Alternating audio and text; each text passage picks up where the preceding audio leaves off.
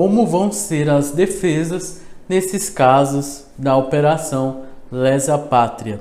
Meu nome é Felipe Ribeiro, sou advogado criminalista. Nosso escritório aqui já está atuando em diversos casos dessa Operação Lesa Pátria, tanto de manifestantes quanto de outras pessoas que tiveram outros tipos de participação. Então, vendo ali de dentro, o que a gente percebe, né? Primeira coisa, né? Que tiveram pessoas que já foram presas tanto no domingo quanto na segunda, né, dia 8 e dia 9, e também pessoas que foram presas, aí sim, como desdobramento das operações, que, claro, Operação Lesa Pátria. Então, assim, tem pessoas que cumpriram, foram presas por mandado de prisão, e outras foram presas em flagrante, foram o caso do dia 8 e do dia 9. Então é importante a gente saber, né, que tem diversos desdobramentos essa operação e diferentes linhas investigativas. Então, dentro da operação, a gente vai ter linha que vai para os autores intelectuais, os financiadores, autoridades, né, do Estado que foram presos e os executores materiais dos crimes, ou seja, quem cometeu quem foi invadiu, quem foi depredou. Então, é importante que vocês saibam disso, tá? Tem um vídeo anterior que eu explico exatamente sobre cada um ponto desse daqui, tá? E hoje eu vou falar como que está funcionando essas defesas. Primeira coisa é a liberdade, né? Tanto de quem foi preso em flagrante e depois foi convertido em prisão preventiva, como também quem já foi preso preventivamente, tá? Quem está em soltura por meio de tornozeleira eletrônica, que foi isso que aconteceu, quem foi preso foi presídio, realmente só saiu por meio de tornozeleira eletrônica, ou seja, cumprindo medidas cautelares diversas da prisão.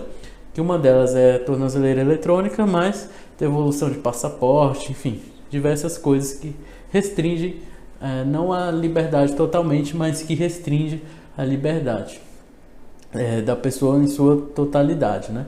Então é importante a gente saber, né, que tem essa fase de defesa, porém tem uma fase que vai ser a mais importante, que é a defesa no processo, ou seja, provavelmente, praticamente ou com certeza 100% das pessoas vão ser denunciadas pela prática de algum crime, tá?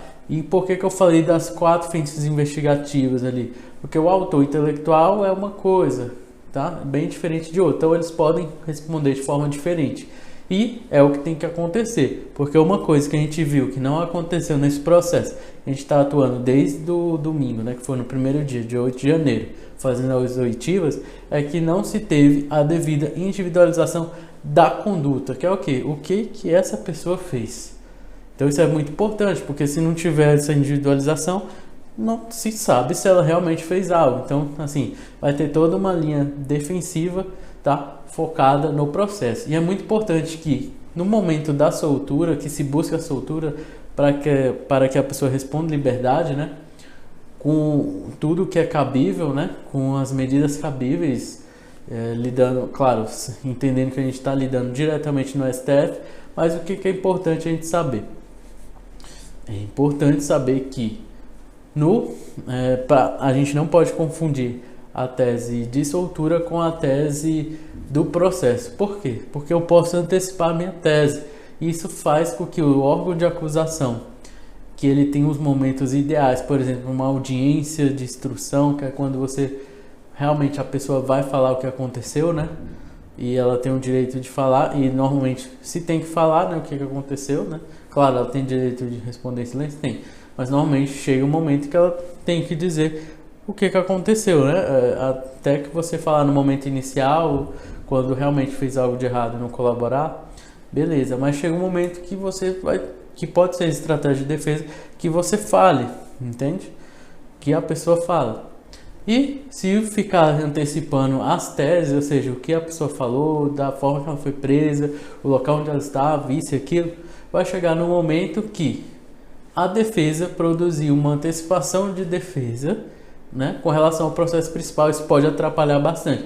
Então, quando a gente está fazendo, a gente fez, né, os pedidos de liberdade, conseguimos solturas, fizemos audiência de custódia, e agora a gente também tem algumas pessoas que ainda estão presas, a gente está lutando pela soltura delas. O que acontece? A gente teve o cuidado de falar sobre o porquê não poderia estar preso, com vários fundamentos e teses, mas que são diferentes, tá, da tese principal, tá? Então a gente teve esse cuidado. Então assim, tem coisas que vão ser igual? Pode ser que tenha, mas é muito importante que não se antecipe a tese principal ou teses. Então é importante focar na prisão e na soltura da pessoa. E no processo, com a devida instrução, né? Principalmente fática dos fatos do que aconteceu, deve ser feito dentro do processo para que não se antecipe nada. Então, por exemplo, na questão da liberdade, na defesa, né? Explicando aqui como tudo funciona, a gente não entrou exatamente no mérito. Os fatos foram do quê? Houve a prisão, isso e aquilo. Quase que o fato que a gente chama de processual, explicando o que aconteceu. Porque se a gente entra no mérito mesmo de um fato, a gente sabe os fatos porque a gente vê pelo cliente, a gente vê pelos acontecidos. Mas no processo mesmo não tem esses fatos ainda. Então se a gente antecipa, a acusação, ela pode ser esperta, olhar.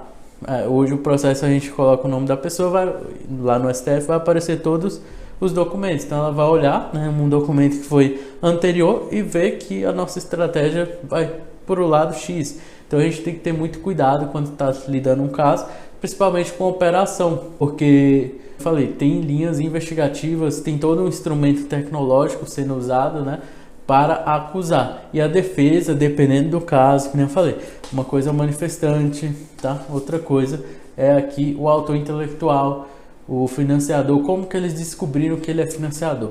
Provavelmente usando por meio tecnológico, quebra de sigilo, enfim, de diversas formas. E diversas pessoas aqui, até mesmo os manifestantes, podem sim ter usado de meios tecnológicos, meios de saber de identificação genética, enfim, tem diversas coisas. E dependendo de como for a defesa nessa operação, é importante que se faça contraprovas. Então assim, vai depender muito de caso a caso. Então assim, pode acontecer de uma defesa, ela realmente sendo um valor bem mais alto, e até contratação de uma equipe de inteligência ou de tecnologia para que se demonstre que não foi cometido crime, é possível, tá? Assim como é possível ter defesas onde foram de manifestantes que nada fizeram, mas que precisa-se de uma defesa.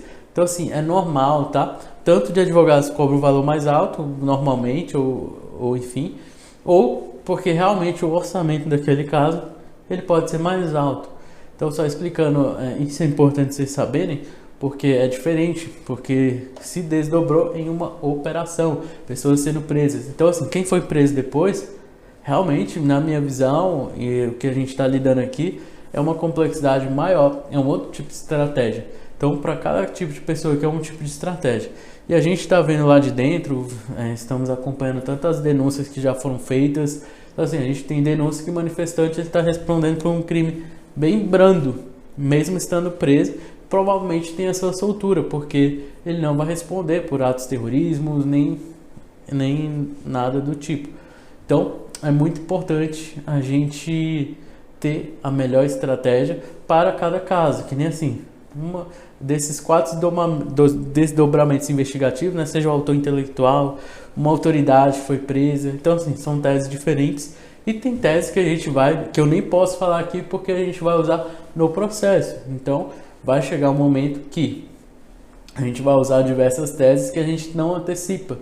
Então é muito importante, às vezes a gente fala assim para o nosso cliente e tudo, normalmente alguma contratação e tudo, a gente começa a ventilar algumas coisas, mas a gente não pode nem falar pela internet quais as teses que a gente vai usar, tá? Mas é muito importante que até depois, né, que tudo terminar, a gente possa até continuar falando sobre essa operação da Lesa Pátria, em vez de agora com ela acontecendo no passado, né? Explicando todas as estratégias de defesa e o que deu certo e o que não deu certo, como foi bom, o que foi ruim, enfim. Isso é interessante para o futuro. Mas nesse momento realmente é importante não falar de teses, não antecipar, né? Então assim, é mais ou menos isso, a soltura ou a defesa é o quê? Primeiro, liberdade. As pessoas preocupadíssimas com a liberdade. E depois, e é o que é mais importante, o processo, que vai ser a acusação, ou seja, onde a pessoa pode ser condenada ou absolvida. Importantíssimo isso, tá? E nisso tudo tem uma estratégia processual. E outra coisa importante é não confundir, né, a liberdade. Não se pode antecipar a tese defensiva do processo no pedido de liberdade, vamos assim dizer. E, infelizmente, tem advogado que está sendo contratado só para o período inicial, né? E nesse período inicial ele não está se preocupando com isso, está colocando tudo, beleza, a favor do cliente, legal, só que vai atrapalhar no futuro. Então é muito importante tanto uma técnica processual quanto um raciocínio lógico para saber, né, o que vai ser bom, benéfico para o cliente hoje e no futuro também. Então é isso, me acompanhe aqui se você ainda não segue o canal, se não é inscrito no canal, se inscreva e, além disso, acompanhe o canal que tem muita informação da área criminal. Abraço para vocês.